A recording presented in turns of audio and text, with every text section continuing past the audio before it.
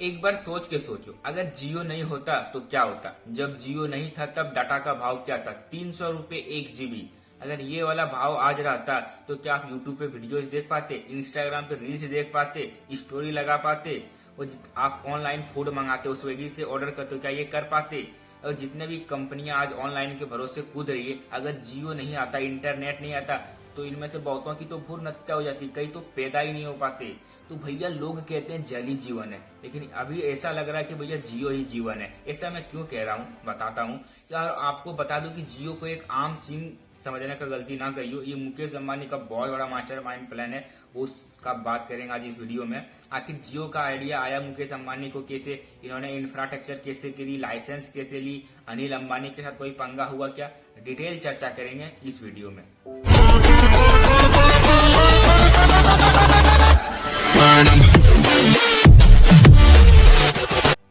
जियो का आइडिया आया कैसे, तो भैया ईशा अंबानी पढ़ने के लिए गई थी यूएसए, छुट्टियों में घर आया हुआ था, होमवर्क सबमिट करना था, लेकिन इंटरनेट चल नहीं रहा था। तो लाडो बेटी जब पापा की ओर मुड़ के कहती है, पापा इंटरनेट सक्स, इंटरनेट नहीं चल रहा।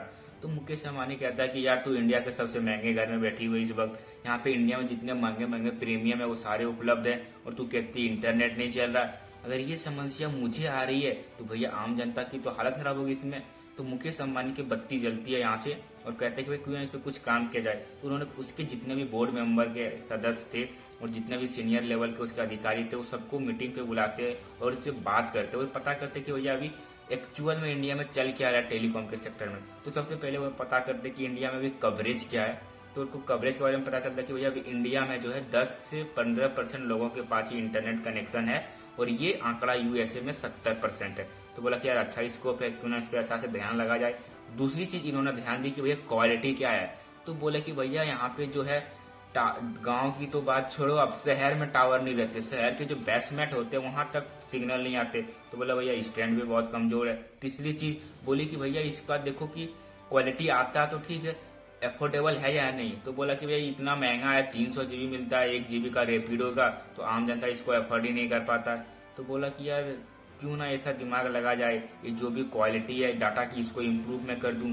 हर जगह जो है 90.9% मैं एक्यूरेसी के साथ इंटरनेट कनेक्शन दे दूं और इसको सस्ता कर दूं। ये बहुत अच्छा अपॉर्चुनिटी है, पैसा कमाने का $1 मिलियन का अपॉर्चुनिटी है। और इस पर उन्होंने जो है दिमाग लगाना चालू कर दिया, और इसके जितने भी सीनियर लेवल के अधिकारी थे सबसे बात करी, मीटिंग बिठाई।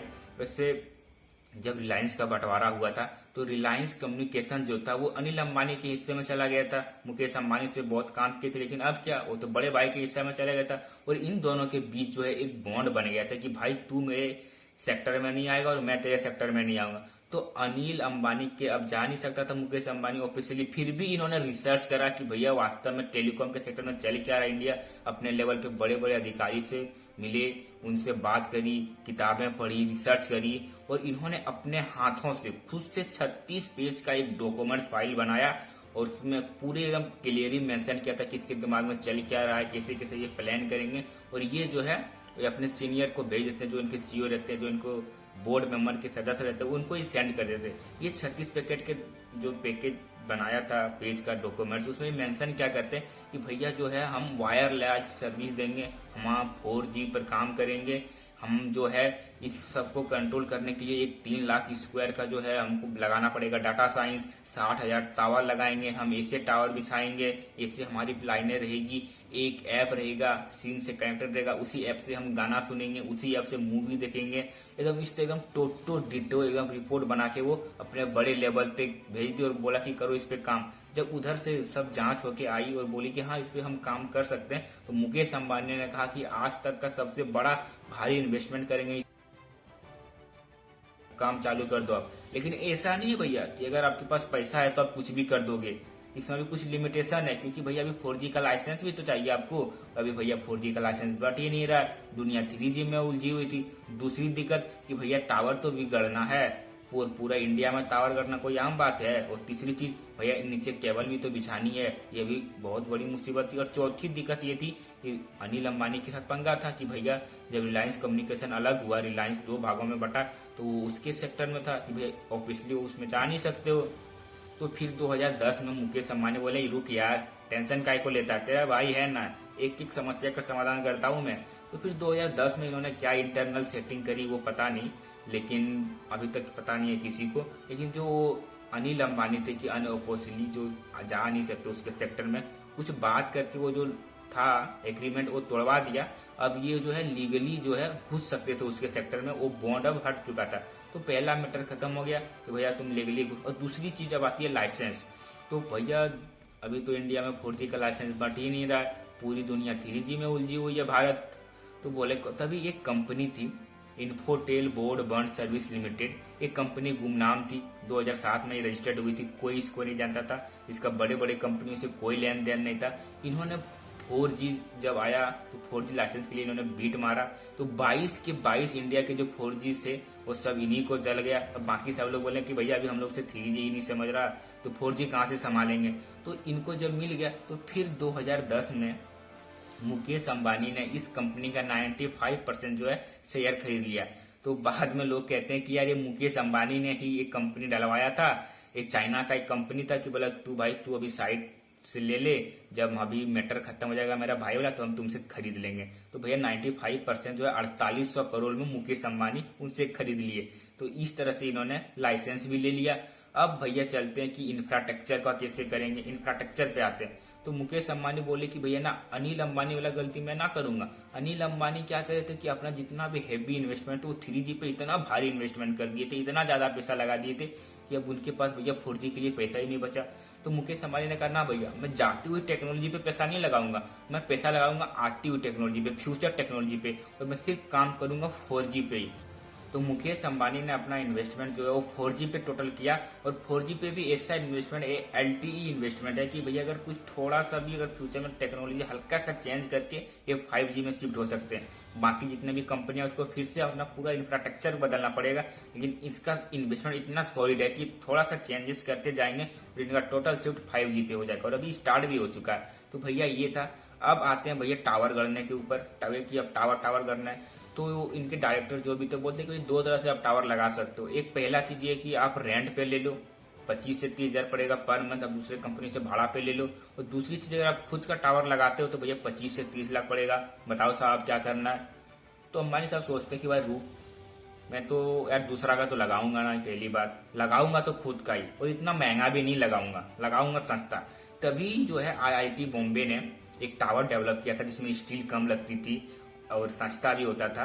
तो उन्होंने लगभग उसका एफोर्डेबिलिटी जितना भी ये टावर नॉर्मली जितना दिन में काम करता था गढ़ मतलब अंदर डालने के बाद वो उससे 15-20 दिन कम समय में वो लायक हो जाता था कि उसमें आप बात कर सकते थे, कनेक्शन दे सकते थे। तो मुकेश अंबानी जो है IIT बॉम्बे से पूरा टावर ले लिया। अब इसकी कॉस्टिंग कितनी थी भैया, 12 से 13 लाख। तो 25-30 लाख की जो कॉस्टिंग थी वो 12 से 13 लाख पे आ गई। तो पूरे IIT बॉम्बे से लेकर इन्होंने टावर लगा लिया। आप मुकेश अंबानी की पावर ऐसे समझो कि भैया उस समय पूरे मुंबई में 3600 टावर थे, सभी कंपनियों का मिला के, यूनिनॉर, एयरटेल, टेलीनॉर, जितनी BSNL सबके मिला के 3600 टावर। और मुकेश अंबानी बोलते भैया मेरे अकेले 8000 कंपनियां, मेरे सिर्फ टावर है 8000। तो ये पावर थी मुकेश अंबानी। तो भैया भाई से पंगा था, मैटर खत्म हो गया। लाइसेंस लेने का मैटर था वो भी ले लिया, टावर गढ़ना था वो भी लगा दिए। अब चलते हैं भैया नीचे लाइन बिछाने की ओर। तो इन्होंने बोला कि भैया यहाँ भी हम जो है अनिल भैया ने मेरे जो करा था वो मैं ना करेगा। अनिल अंबानी क्या करते थे पहले, जो आपको पता होगा कि अंदर जो वायर बिजती थी वो कॉपर की होती थी। तो भैया आम आदमी आते थे और भैया पैसा का जुगाड़ कर लेना था तो उसको निकाल के बेचते थे मार्केट। कॉपर थोड़ा महंगा बिकता है तो उसको चुरा के बेचते थे। तो अनिल मुकेश अंबानी बोलते कि ना भैया हम जो है कॉपर का वायर अंदर नहीं डालेंगे, हम डालेंगे फाइबर का। ये प्लास्टिक की जैसे होती है, ये कोई काम का नहीं होता दूसरे का, ये मार्केट में बिकती भी नहीं है तो लोग इसको चोरी भी नहीं करते। तो मुकेश अंबानी ने उसको पूरा बिछाना शुरू कर दिया। और ये जब बिछा रहे थे तो 100 मीटर अंदर और 5 मीटर जो थे वो बाहर छोड़ देते थे। अगर चोर का भी मन कभी पिघले कि ना चोरी करते हैं तो पहले की देख लो भैया, ये तुम्हारे काम का नहीं है, फालतू में गड्ढा खोल के बर्बाद मत कर देना, तो पहले देख ले ये तेरे काम का नहीं है। तो चोर भी की मन भी ललचे तो भाई ये चूहा को नहीं होता जैसे, वही मेरे काम का नहीं, इसे छोड़ दे। तो इस तरह से काम करा। और बतौर जब इनकी तारें बिछ रही थी केबल अंदर जमीन के, तो इन्होंने बतौर आर्मी को भर्ती कर दिए थे। आर्मी मतलब जो रिटायर हो गए थे, उन्होंने एक निकाल दिया नोटिस कि भाई जितने भी हमारे देश के जवान रिटायर हुए हैं, जो गार्ड पे नौकरी करते हैं, एटीएम में नौकरी करते हैं गार्ड का, या कहीं भी गार्ड का नौकरी करते हैं, वो आप हमारे यहाँ आ जाइए, मैं उससे ज्यादा सैलरी दूंगा। आपको करना है क्या भैया, हमारे यहाँ पे केबल बिछ रही है अंदर, आप उसको गार्ड करें। तो हर एक 1.5 किलोमीटर इसका एक गार्ड सिक्योरिटी रहता था रिटायर। और जिस जिस गांव से इसकी केबल गुजर रही थी, वहां पे बतौर वहां के जो पब्लिक थे लोकल, जैसे आपकी गांव से गुजर रही है तो आपके गांव के 4 लोगों को बोला कि भैया नहीं, आपके गांव से मेरा तार गुजर रहा है, आपको इसमें रहना है, मैं आपको 1 महीने का इतने रुपए पैसा दूंगा। तो लोकल प्रॉब्लम का लोकल सोल्यूशन निकाल के इसे कहते हैं भैया Mukesh Ambani, local solution local problem का। तो इस तरह करके इन्होंने पूरा काम करा, तो बहुत अच्छे से काम करते हैं भैया। लोकल समस्या, कौन चोर है कौन चुहाड़ है, ये लोकल आदमी अच्छा से जानता है, तो इन्होंने लोकल का काम लोकल से निकाल लिया। भाई साहब अभी तक तो आप सिर्फ इन्वेस्टमेंट की बात कर रहे हो, सेटअप की बात करो, खर्चे पे खर्चे, यार कुछ कमाई का भी बात करो। अरे यार जियो कहाँ से कमा रहा, ये तो नुकसान में है। शुरुआत में तो इन्होंने फ्री में सिम डाला था। अरे शुरुआत में फ्री में सिम इसलिए दिया था भैया ताकि ये कस्टमर को लाते, तभी इंडिया में कोई यूज नहीं कर रहा था इंटरनेट वगैरह, 4G कौन जानता था। तो पहले लोगों को ये अपने पास लाए। उसके बाद अगर आपको ये बात पता होगी, अगर नहीं है तो कोई बात नहीं, मैं बता देता हूँ कि जियो की अभी पर आवर की जो इनकम है वो 2 करोड़ है।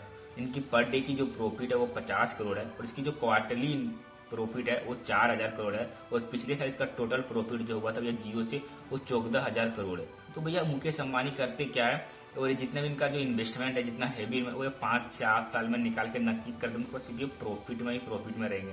तो मुकेश, अच्छा एक बात आपको समझ में नहीं आ रही होगी भैया, कि जब एयरटेल था 300 रुपये में 1 GB डाटा दे रहा था, आज 10 रुपये में 1 GB डाटा वो भी दे रहा है, तो भैया तब भी प्रॉफिट में थी, अब भी प्रॉफिट में थी। चक्कर क्या है, तो मुकेश अंबानी का एक गेम है, अभी वो तो मास्टरमाइंड आपको समझाया ही नहीं है, अभी बताता हूँ। तो मुकेश अंबानी क्या करते हैं, कैपेसिटी से ज्यादा इन्वेस्टमेंट करते हैं। जिससे एक करते क्या, जैसे 10 करोड़ लोगों को देना है सामान, तो 10 करोड़ का नहीं, ये 15 करोड़ लोगों को बनाते हैं सामान, कि भैया 5 करोड़ जो है हम एक्स्ट्रा बफर में रखेंगे।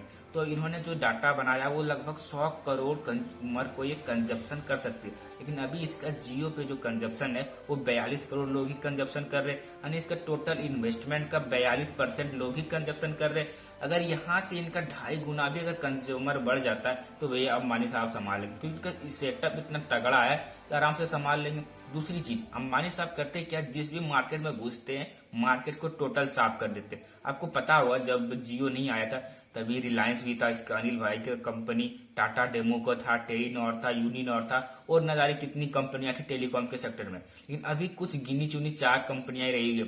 मेन लीड जियो है, इसका भैया टक्कर देने वाला एक एयरटेल है, वोडाफोन आइडिया, और एक BSNL। बाकी सब तो मार्केट से साफ हो गई। अपने बोर्ड मीटिंग में मुकेश अंबानी ने बोला था कि भैया ये जो जियो है ये एक सिम नहीं है, मैं इसको एक डिजिटली प्लेटफॉर्म बना दूं। मतलब कि अगर आपको फिल्म देखना है तो भैया मैं दिखाऊंगा, आपको शॉपिंग करना है तो मैं दिखाऊंगा भैया, आप जियो फोन पे तो यूज कर रहे हो, घर में फाइबर लगाओ भैया मैं दिखाऊंगा, आपको कुछ भी करना है तो भैया मैं आपको हर एक सर्विस दूंगा। आप पेन खरीदो, आप सब्जी खरीदो। और कुछ समय के बाद जियो तो अपना खुद का एक इंडिपेंडेंस ब्रांड लाने वाली है, जैसे कि पतंजलि का आटा दे रहा है, बरस दे रहा है, दूध दे रहा है। तो भैया जियो अपना खुद का इंडिपेंडेंट ब्रांड जो फिजिकल भी बेचेगी। तो ऑनलाइन हर जगह अंबानी साहब बैठे, आपको ऑनलाइन डिलीवरी कराना है तो भैया उनका एक कंपनी है वो ऑनलाइन डिलीवरी कराती है। आपको तेल चाहिए तो भैया जियो दे रहे। तो टेलीकॉम सेक्टर में ऑनलाइन हो, आपको गाना सुना है जियो सावन है, फिल्मा देखना है जियो सिनेमा है, आपको वर्ल्ड कप देखना है जियो सिनेमा, क्रिकेट का IPL देखना है जियो सिनेमा है, आपको शॉपिंग करना है जियो मार्ट है। तो भैया इसी तरह इन्होंने रिटेल में भी बहुत अच्छी से मजबूती से पांव जमा के रखे, भैया ऑफलाइन में सारे सेंटर खोल के रखे।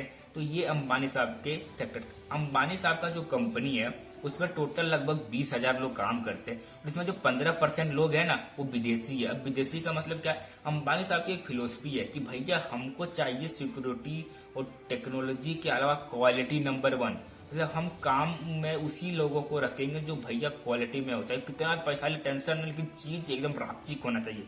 तो इनके जो टॉप लेवल के अधिकारी हैं, जैसे कोई एक बंदा है वो एप्पल में 10 साल CEO रहा है, तो इनको मैनेजर बोलता है कि सर ये जो बंदा है वो एप्पल में 10 साल तक काम किया है इस क्षेत्र में, इसका बहुत मजबूती चीज है। अंबानी बोलता जाओ पकड़ के लाओ उसको, मुंह मांगा पैकेज देंगे।